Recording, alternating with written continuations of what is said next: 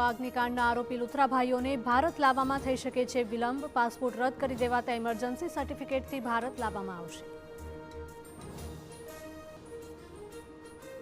દિલ્હીમાં વધ્યું પ્રદૂષણ, હવાની ગુણવત્તા અતિ ગંભીર શ્રેણીમાં। ગાઝિયાપુરમાં સૌથી વધારે 386 AQI નોંધાયો।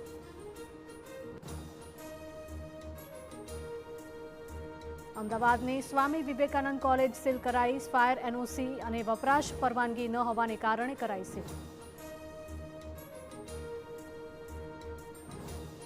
મહીસાગરના વડદલા ગામમાંથી 2 કરોડ 37 લાખનો ગાંજો ઝડપાયો। એરંડાની આડમાં ગાંજાનું વાવેતર ઝડપીને એક આરોપીની ધરપકડ કરાઈ।